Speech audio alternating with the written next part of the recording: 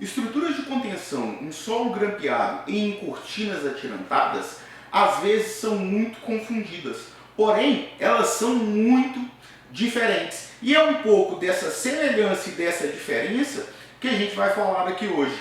A primeira diferença que temos é no elemento responsável por absorver os empuxos resultantes, que no caso do solo grampeado são os grampos e no caso da cortina atirantada são os tirantes. O processo de perfuração utilizado é o mesmo. Então executa-se a perfuração, vai-se colocar o elemento grampo ou o elemento tirante.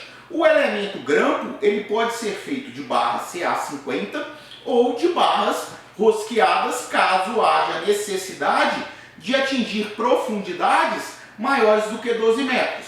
Já no caso das cortinas atirantadas, a gente tem o costume de utilizar ou monobarras rosqueadas ou pode ser realizado por tirantes por cordoalhas, por cabo de aço. E o processo depois da perfuração começa a distinguir já na bainha, já no enchimento.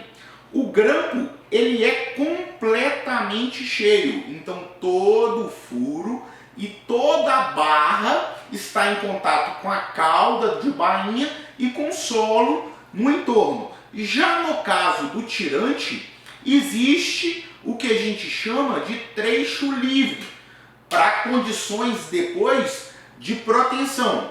Então, neste trecho livre, a barra está solta, ela não está ancorada no que está em contato com o solo. E após esse trecho livre, a gente tem o trecho ancorado, que é onde é a formação da resistência necessária para suportar os esforços solicitantes. Então a primeira diferença é que tirantes têm trechos livres e grampos não.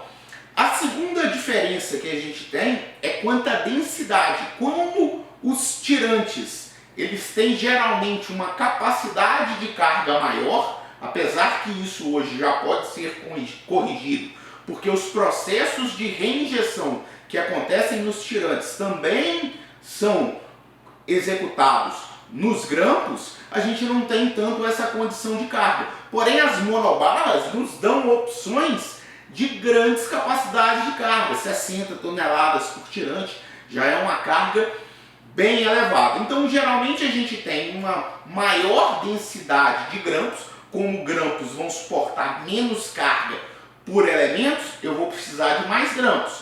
No caso do tirante, como ele pode suportar cargas maiores, eu vou ter menos tirantes. Uma outra diferença muito importante está na face da estrutura. No caso do solo grampeado, a face só tem a função de proteção superficial para evitar pequenos desmoronamentos locais. Já no caso da face da estrutura atirantada, ela tem que ter uma capacidade resistente muito elevada, porque a proteção ela implica numa aplicação de força nessa estrutura e vai ter ali uma grande força cisalhante e uma grande condição e risco de punção. Os grampos hoje, eles já podem ser protendidos, A gente já trabalha com os grampos protendidos. O grande diferencial de trabalhar às vezes com grampo e tirantes protendidos é o caso do processo de proteção. A normatização de proteção dos tirantes, ela leva a condições que depois a gente irá discutir aqui, que talvez demandem um pouco mais de atenção. E no processo de proteção dos grampos, a gente já tem uma situação muito mais controlada. A gente falou até agora de proteção, E o que é essa proteção? É justamente o momento, no caso dos grampos, os elementos são passivos. Quando eles são instalados, eles não estão trabalhando. Caso haja um deslocamento do maciço, ele entrará em trabalho. No caso das cortinas atirantadas, o processo de proteção é justamente ativar o atrito lateral que é formado entre a zona ancorada e o solo. Então a gente tenta arrancar esse tirante. E para a gente travar essa força, essa estrutura de face tem que ter uma grande capacidade resistente. Então quando a gente protende, a gente faz a incorporação com uma porca travando essa carga que fica ativa na estrutura durante muitos e muitos anos. No caso de grampos protendidos, a face também tem que ter essa capacidade resistente. Caso tenha alguma dúvida aí, espero aqui nos comentários embaixo.